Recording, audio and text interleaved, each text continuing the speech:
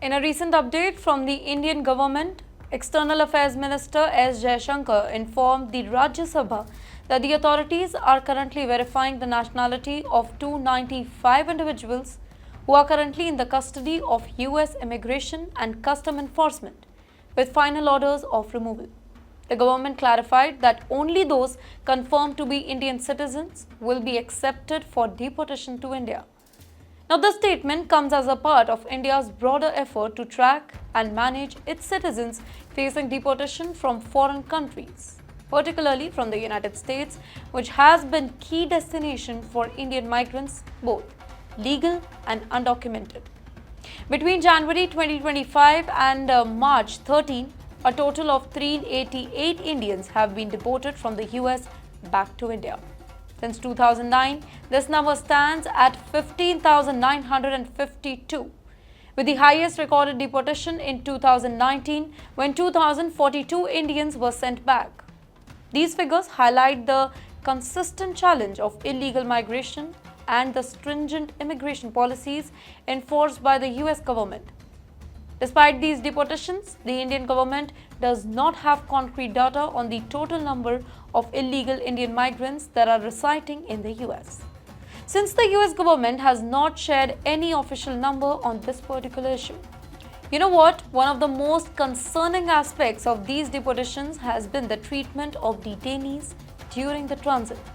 The Indian government raised serious concern regarding reports that some deportees, particularly women, were shackled on a deportation flight that arrived on February 5th.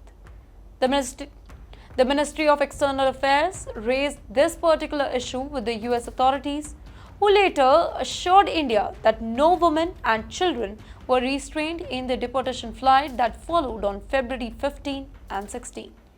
Indian agencies later confirmed that this after interviewing the deportees upon arrival.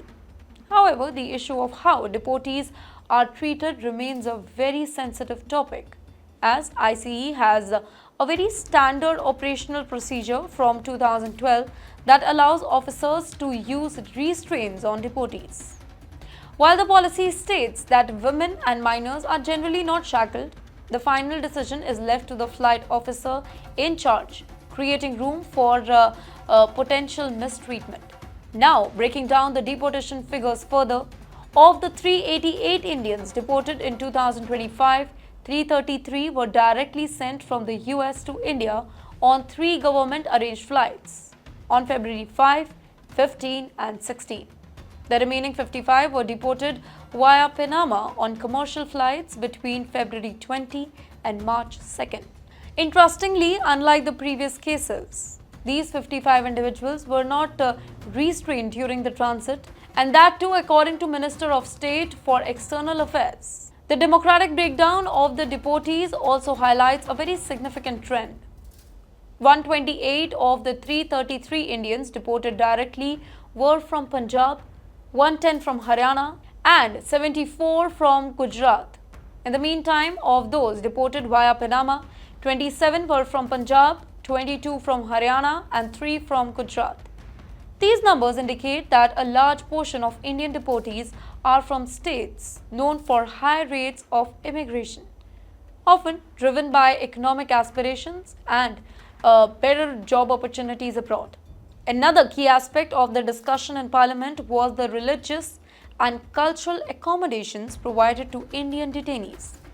The US government informed the Indian government that detainees on the 3 direct deportation flights were not instructed to remove any religious head covering.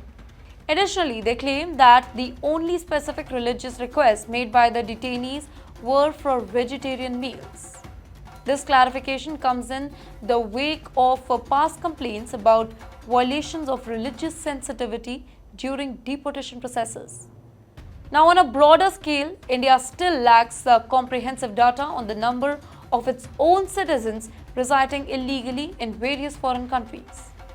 Indian missions and posts abroad do not have access to reliable figures on illegal immigration unless a foreign government initiates deportation proceeding and requests travel documents or nationality verification.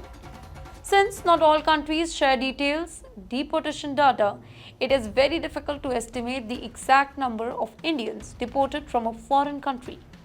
The lack of transparency in deportation data makes it really challenging for India to track and support its own citizens who might be facing legal or humanitarian challenges in foreign land.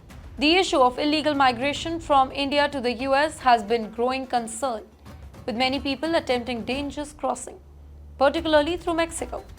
Human smuggling networks have been thriving, charging lakhs of rupees to help migrants illegally enter the US. Many of these individuals come from Punjab, Haryana, and Gujarat, driven by dreams of better financial prospects. However, the risk associated with illegal migration, including deportation, detention, and even death, make it an extremely high-stakes journey. While India continues to engage with the US authorities on these issues, the government is also working on initiatives to reduce illegal migration, raising awareness about the dangers of illegal travel, cracking down on fraudulent immigration agents, and creating more legal pathways for migration are some of the steps being taken. For now, the fate of 295 individuals currently under verification remains uncertain, but their cases are a reminder of the complex and often harsh realities of migration in today's world.